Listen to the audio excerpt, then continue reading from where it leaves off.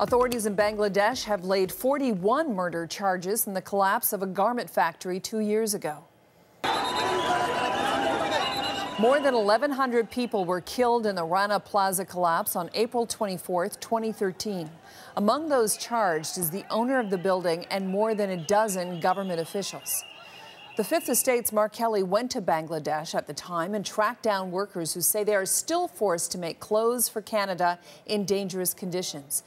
The documentary is called Made in Bangladesh. It won an Emmy Award in 2014.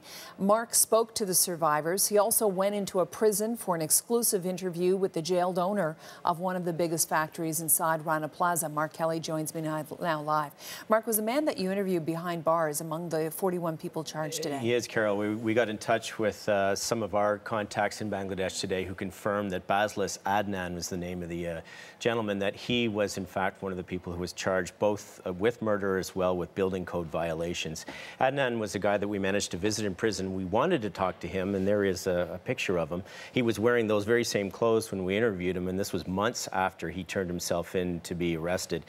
We visited him in the largest prison in Bangladesh. It's in the capital city of Dhaka, and we wanted to talk to him because he's the guy whose company was making clothes for Canadians. He was making clothes for Joe Fresh. He had 2 factories inside that building, and in fact, at the time of the collapse, they were adding a 9th story to that building for his company because business was booming for Canadian consumers, so he wanted to add a 9th floor.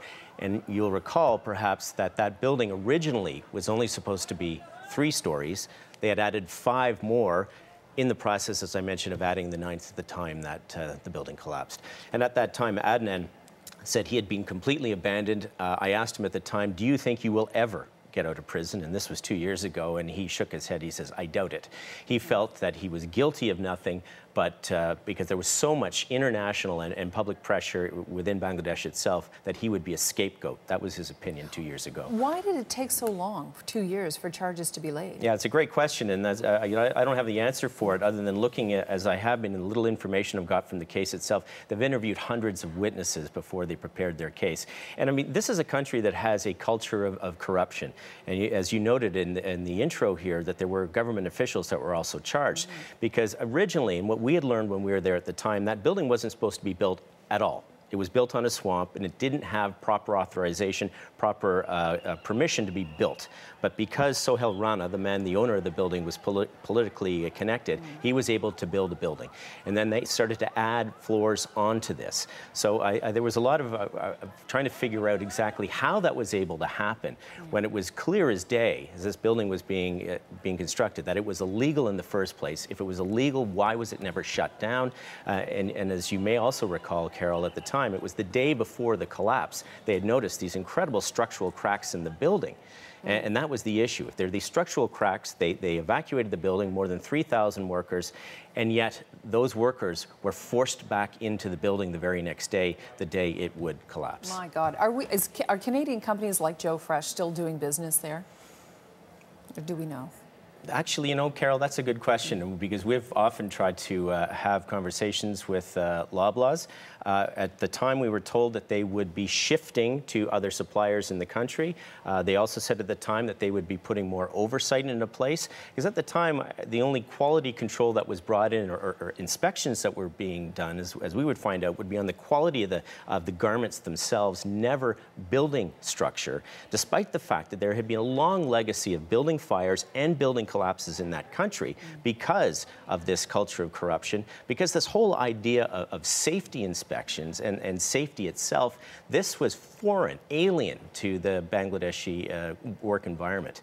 And this is something that came out as well when we were talking to one of the workers. Her name is Rudy. She was a teenager. She was in the building at the time of the collapse, and we wanted to find out more about why she was there that day. If so many workers were afraid of going back into their building, the thought that they could be risking their lives by going back in. Here's a clip of our conversation.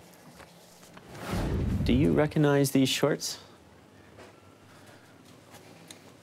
Yeah, these pants were there. She was just 15, a kid making kids' clothes for Canadians. Rudy was trapped in the rubble for 3 days, pinned under 2 dead bodies. She lost her leg. Her mother also made clothes for Joe Fresh. She was killed in the collapse. I feel sad. If I didn't work in that factory, this would not have happened. We also believe, Carole, that she is part of a class action suit that's been filed here in Canada on behalf of the families of the victims and those who were injured. It's a $2 billion class action suit. It hasn't been approved yet in the courts.